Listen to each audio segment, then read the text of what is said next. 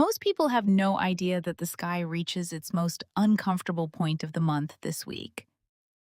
On the night of August 19th, moving into August 20th, the moon comes to exactly half light in Scorpio. Half lit, half dark, split straight down the middle. It sits almost exactly between the eclipse that already passed and the eclipse still coming. That middle position is probably why so many people already feel something heavy and restless sitting in the body, usually without knowing why. This phase has three parts, and the first one is already underway. August 19th, 20th, and 21st usually work as three stages of one slow turn, not three separate days. The 19th usually carries the pressure, and the tension between the lit half and the dark half sits close to its highest point. That tension almost always gets felt in the body long before the mind catches up with it. So the day often reads as ordinary tiredness rather than anything meaningful. The 20th carries the crossing itself, and in the older tradition, this exact moment is a square, a 90-degree angle between the sun and the moon. The old writers called it a crisis of action rather than a moment of comfort. The 21st carries the settling, when the light keeps growing and whatever surfaced during the crossing either moves into action or quietly gets buried again. Most people pass through all three stages without ever seeing the shape of it. They usually notice only that the middle of the week felt strangely difficult, that sleep ran thin, that the body stayed wound up past midnight. Small irritations carry far more weight than they normally would. By Friday, the whole thing gets written off as a hard week and a few bad nights of sleep. This lands hardest on a very particular kind of person, and probably not the one most would expect. It is rarely someone in open crisis, because that person is already loud and already being looked after by somebody who noticed how tired she looked. It tends to be the one holding something quietly for months, functioning perfectly well on the outside, answering messages on time, showing up where she is supposed to show up, tired and drained in a way that never quite becomes visible to anyone. The first sign that this is already building usually shows up as a strange thinness in the sleep, not full insomnia, more like waking close to 3, lying there with the mind unusually clear and unusually busy at once. Not distressed, not anxious, not even sad. Simply awake and strangely calm about it. The second sign is a sudden intolerance for one particular person, often someone carried for years without complaint. Nothing new happened, and that person did not change or become any more difficult than usual. What changed is that the energy required to keep tolerating them simply ran out. The absence of that energy tends to get felt as anger long before anyone recognizes it as plain exhaustion. The tiredness underneath it is old tiredness, and no ordinary weekend of sleep repairs that kind. The most personal effect of this phase is harder to talk about because it rarely looks dramatic from the outside and almost never gets mentioned to anybody. It usually arrives as a very quiet loss of interest in things that used to reliably work. The show that used to be comforting mostly stops reaching, and the food that used to taste like something tastes like very little. The person who used to be easy to be around becomes slightly hard work, and every conversation leaves the body more tired than it was.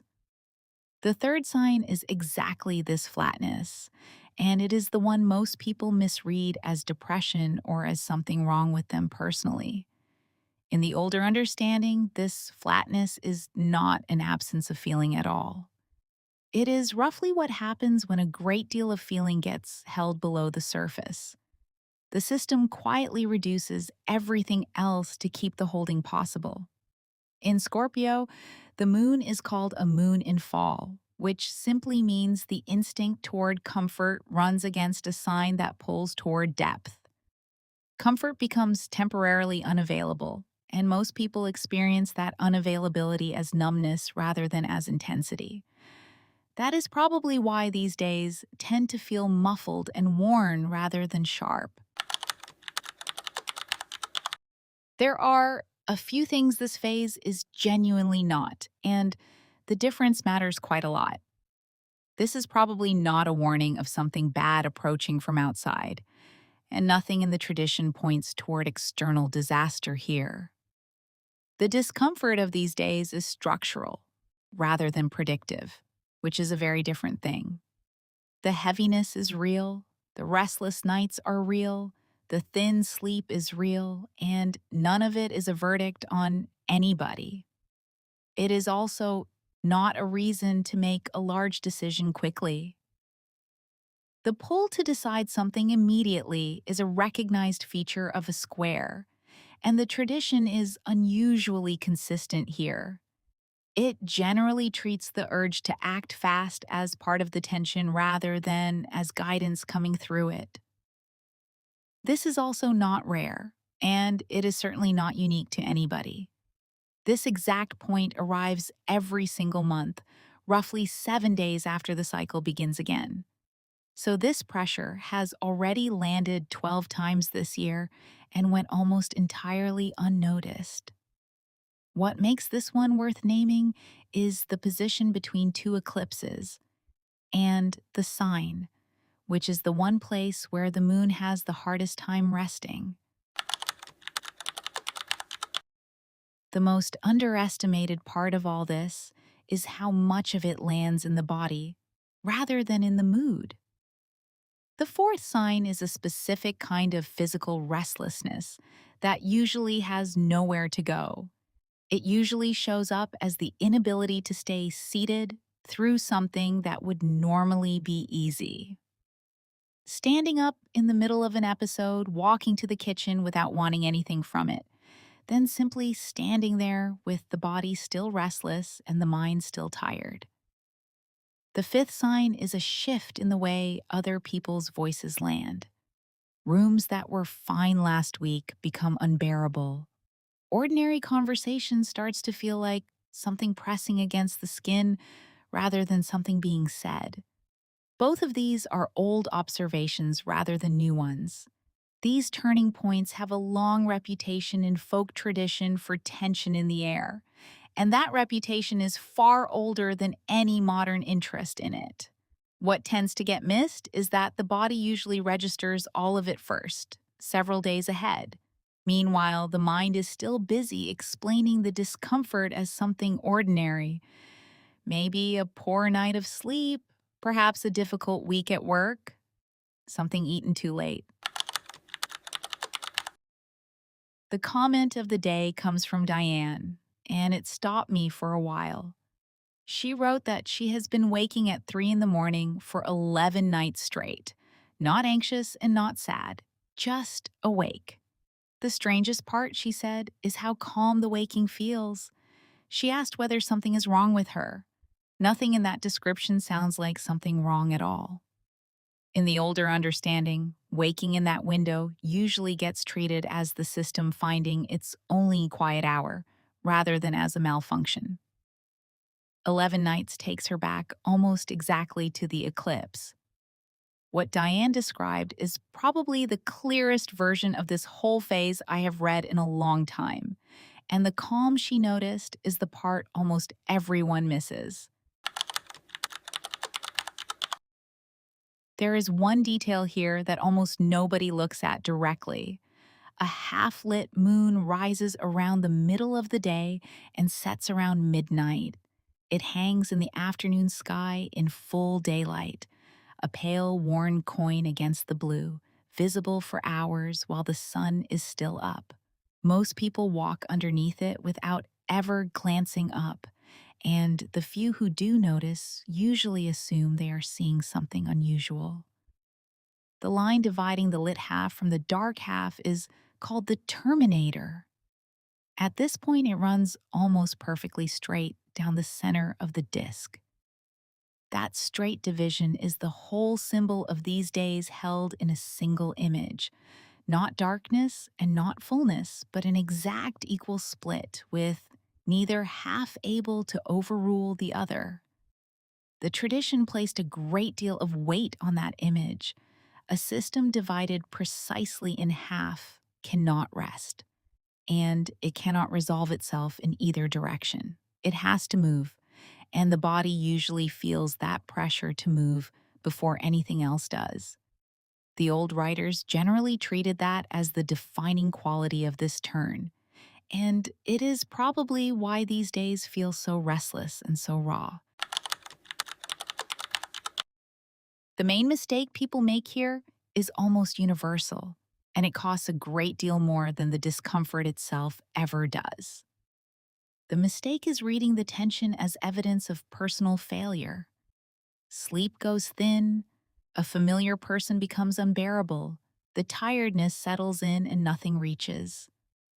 The mind reaches for an explanation, and the explanation it reaches for is almost always about the self. Something must be wrong with me. I have let things slide. I'm not coping the way I used to cope. That interpretation feels responsible and mature, which is exactly what makes it so difficult to see through.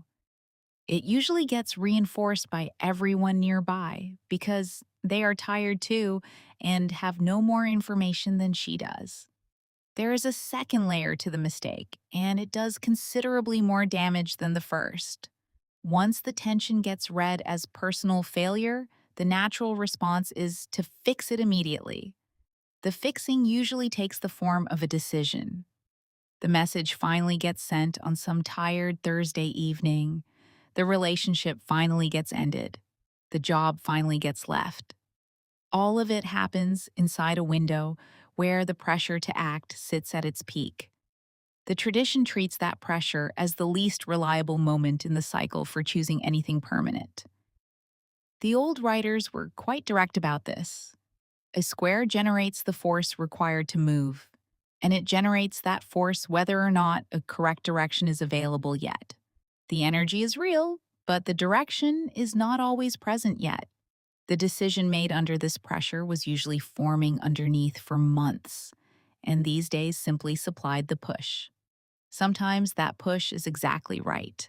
The thing that ended needed to end, and afterwards, it looks like clarity.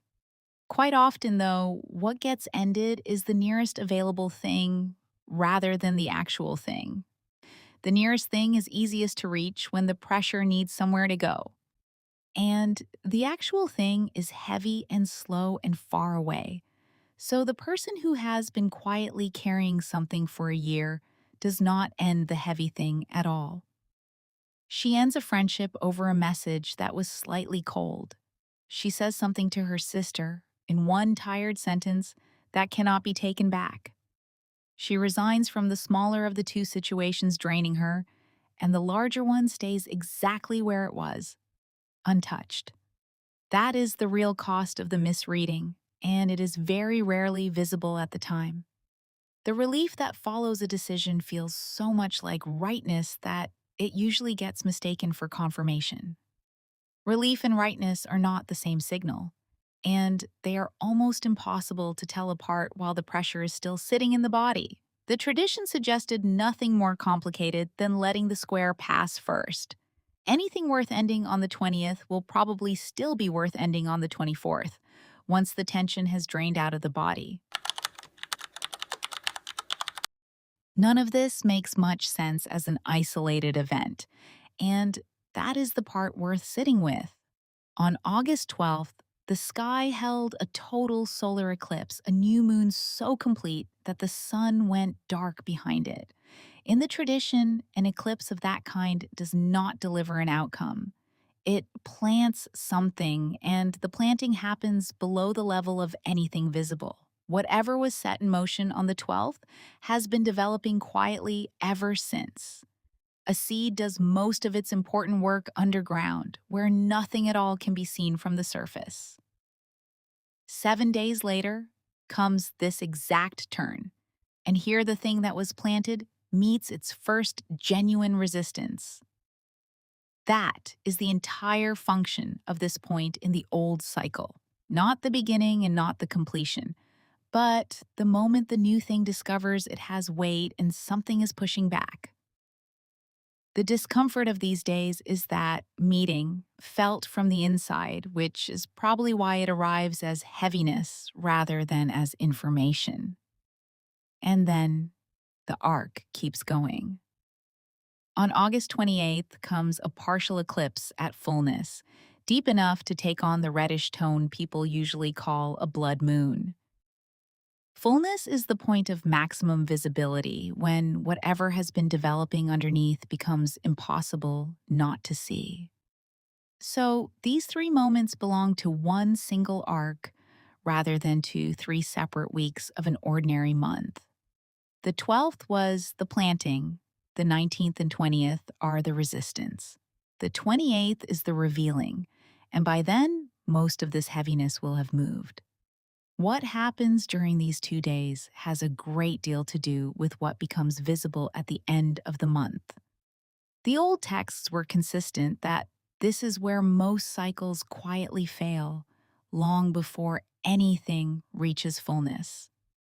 They fail not through disaster, but through abandonment, because the resistance always arrives before any reward. The thing that was planted gets dropped during the exact days when the body is most tired and carrying it feels heaviest. That is the whole reason these 2 days feel as heavy as they do, and why the tiredness inside them reads as failure rather than as pressure. There is one more thing about the shape of this arc that rarely gets said.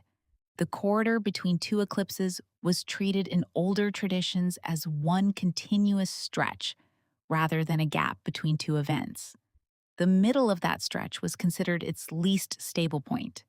These 2 days sit almost exactly at that midpoint. Whatever has felt strange and heavy since the 12th is probably not a separate problem that happened to arrive in a difficult week. It is the same thread, and it has been running underneath the tiredness the whole time.